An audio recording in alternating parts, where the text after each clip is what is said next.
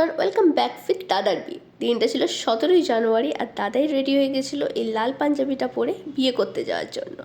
আর আমি এখানে ট্র্যাডিশনাল শাড়িটা পরেছিলাম, এটা কিন্তু মা বাবা আমাকে তত্ত্বে দিয়েছিল।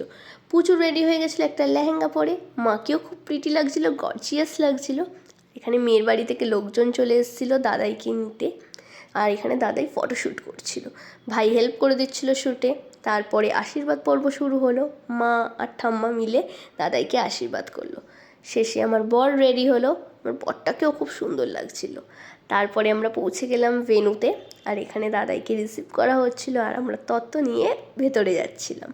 খুব সুন্দরভাবে ডেকোরেশন করা হয়েছিল, দিদি পুচু সবাই একসাথে ফটোশ্যুট করলো। এরপরেই আমি একটু স্ন্যাক্সের দিকে জাম্প করেছিলাম, আর এখানে সব ভাইরা পিকচার্স নিচ্ছিল, আর আমি চলে গেছিলাম মকটেল কাউন্টারে আমার ফেভারিট ব্লু লেগুন নিতে।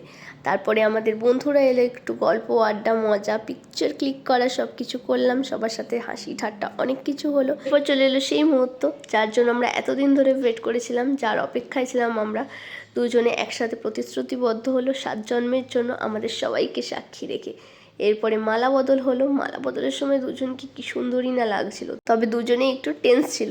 এরপরে হলো এঙ্গেজমেন্ট, আর তারপরে ছিল সেই শুভ মুহূর্ত, সিঁদুরদানের মুহূর্ত। আর তারপরে এখানে চলে এসেছিলেন এই মহারানী, যিনি নিজের বকবক নিয়ে খুব কনফিডেন্ট ছিলেন। কী বকবক করছিলেন আমরা জানি না। আর এখানে দেখো মা কাকিমা সবাই মিলে আড্ডা দিতে বসেছে। এরই মধ্যে বাপি কিন্তু তুই বিয়ানের সাথে ছবি ক্লিক করতে বলিনি। তারপরে আমি ডিরেক্ট জাম্প করেছিলাম ডিনারে, আর আমাদের ডিনারের মেন অ্যাট্রাকশানই ছিল মাটন বিরিয়ানি আর চিকেন চাপ। খাবারগুলো সত্যি খুব ভালো ছিল। আর তারপরে আমরা বাড়ি ফিরে এসে ড্রেস চেঞ্জ করে চলে গেছিলাম বাসরে। বাসরটা হচ্ছিল দিদিদের ফ্ল্যাটে, তো এখানে সবাই আড্ডা দিতে দিতে দিনটা শেষ করলাম।